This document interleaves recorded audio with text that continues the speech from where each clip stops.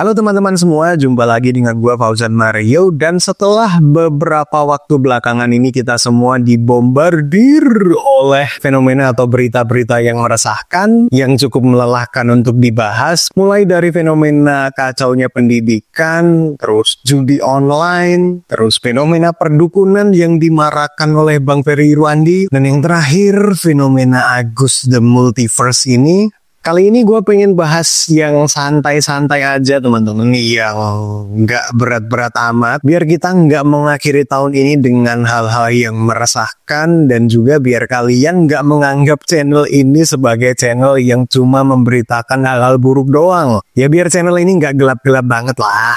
Jadi teman-teman, kemarin waktu gue lagi nyari topik, gue nemu rekaman streamingnya Reza Arab yang ini. Tapi gue mau nanya, emang 120 juta segede itu?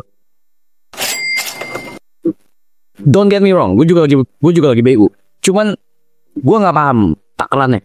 Kedengarannya emang simpel sih, 120 juta yang buat kita itu udah gede banget. Bahkan untuk mereka yang kerja dengan gaji UMR Jogja dan Jateng itu sangat amat besar sekali. Mereka butuh waktu kira-kira 5 tahun untuk bisa dapetin 120 juta. Itu pun dengan asumsi mereka sama sekali nggak ngambil gaji mereka untuk hidup. Atau kalaupun mereka ngambil gaji mereka buat hidup, let's say 50% buat kebutuhan, 50% buat ditabung, mereka butuh waktu kira-kira 10 tahun untuk dapat 120 juta atau 1 unit mobil Agya yang bisa didapetin oleh Reza Arab dalam waktu kurang dari 24 jam.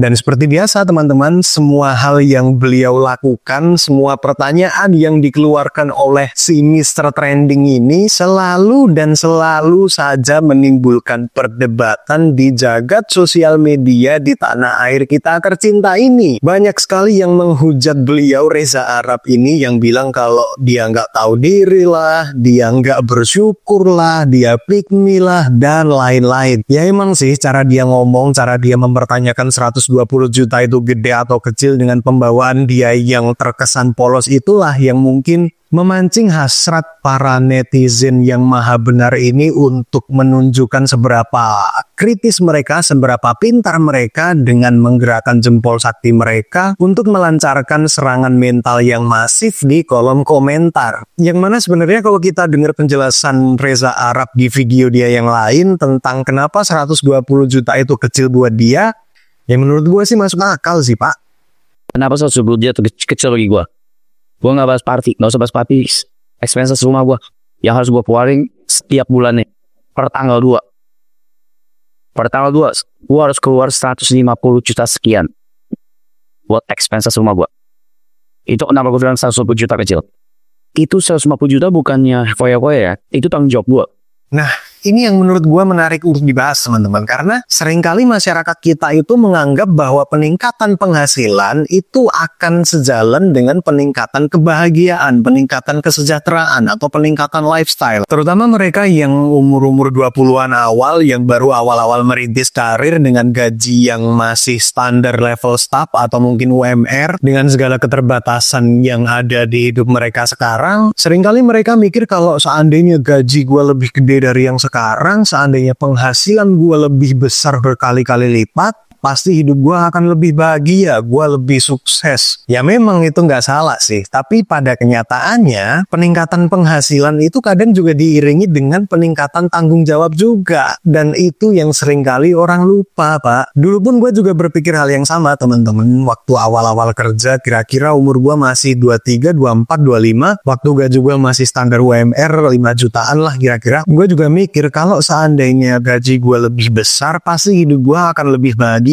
Karena akan ada banyak sekali keinginan yang bisa gue capai dengan penghasilan yang besar itu. Segitu ambisiusnya gue waktu itu untuk mendapatkan penghasilan yang jauh lebih besar, banyak sekali peluang yang gue coba untuk mendatangkan penghasilan yang jauh lebih besar. Bahkan gue sampai rela hidup ngirit, hidup struggle demi bisa menyisihkan sebagian penghasilan gue untuk mengambil semua peluang itu. Mulai dari trading saham, trading kripto, bisnis online, dan lain-lain. Gue jadi sering stres karena banyak sekali kegagalan yang gue alami. Banyak sekali uang dan waktu yang gue habiskan. Banyak momen-momen berharga yang gue lewatkan cuma demi mengejar ilusi kesuksesan di usia muda yang ternyata gagal total, Pak. Setelah banyak sekali kegagalan yang gue alami, akhirnya gue nyerah. Gue memutuskan untuk nggak lagi mengambil peluang-peluang itu. Gue mutusin untuk cukup mengerjakan apa yang ada di depan mata gue dengan sebaik mungkin. Gue coba untuk menghilangkan ambisi gue dan lebih menghargai apa yang gue punya saat itu. Dan ternyata itu works, Pak. Pelan-pelan penghasilan gue bisa meningkat sampai di titik apa yang gue hasilkan persis sesuai seperti angan-angan gue ketika awal-awal kerja dulu. Tapi apakah terus hidup gue jadi semenyenangkan seperti yang gue bayangkan sebelumnya? Ternyata enggak, Pak.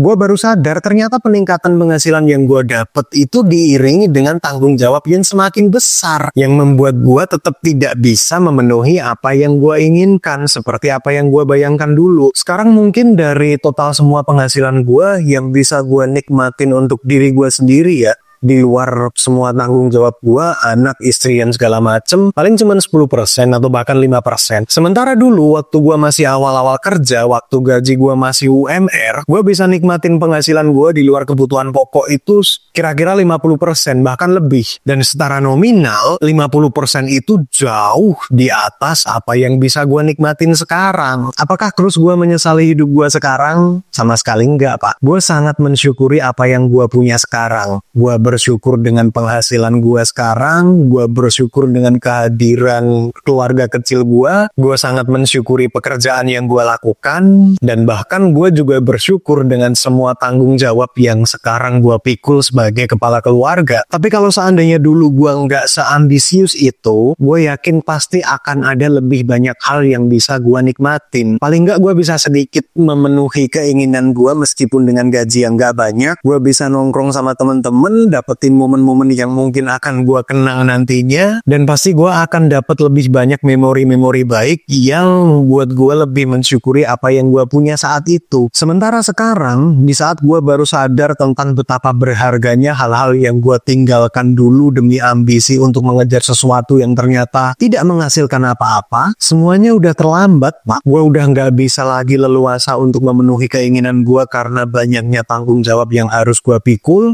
dan teman-teman yang waktu itu gue tinggalin yang sekarang pengen gue ajak nongkrong lagi ternyata udah nggak ada, Pak. Bukan karena mereka nggak mau lagi nongkrong sama gue, tapi karena memang masa itu sudah berlalu. Dari sini gue sadar gitu, kadang kita itu mikir bahwa kebahagiaan itu akan datang ketika kita berhasil mencapai sesuatu.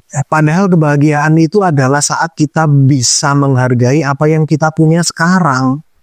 Seringkali kita mengukur kebahagiaan itu dengan nominal. Kita pikir kita hanya akan bahagia ketika kita udah bisa dapat pendapatan yang jauh lebih besar dari apa yang kita dapat sekarang. Padahal kenyataannya, peningkatan penghasilan itu tidak selalu semenyenangkan apa yang kita pikirkan, Pak. Karena akan ada banyak tanggung jawab yang datang seiring dengan peningkatan penghasilan kita. Entah itu keluarga, anak, istri, orang tua, saudara mungkin, atau mungkin tanggungan karyawan. Kayak contohnya Reza Arab ini, yang mungkin dulunya waktu dia awal-awal merintis 100 juta itu udah gede banget buat dia, karena mungkin tanggungan dia waktu itu cuma dirinya sendiri. Sementara sekarang ketika sosok dia udah semakin besar, penghasilannya juga udah naik berkali-kali lipat, maka tanggung jawab yang dia pikul, yang dia emban pun juga semakin besar. Makanya 120 juta menurut dia kecil, dan itu sangat amat masuk akal. Makanya menurut gue, berhentilah memandang penghasilan sebagai ukuran kebahagiaan seseorang. Berhentilah membandingkan diri kalian dengan orang lain di sosial media kalian, dan mulailah menghargai apa yang kalian punya sekarang. Nikmatilah hasil jerih payah kalian sendiri selagi bisa. Mengeluarkan sebagian uang kalian untuk menyenangkan diri kalian sendiri itu nggak apa-apa. Hargailah teman-teman yang masih ngajakin kalian nongkrong, dan nikmatilah setiap momen kalian sebaik mungkin sebelum masa itu berlalu. Gue paham uang memang penting,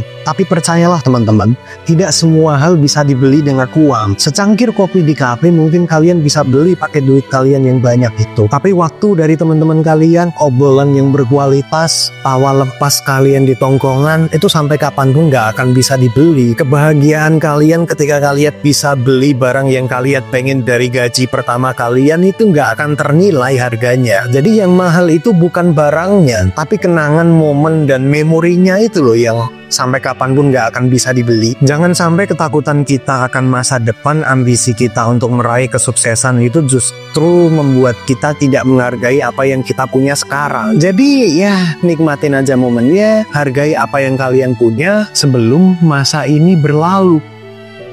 Karena nggak semua hal bisa dibeli dengan uang.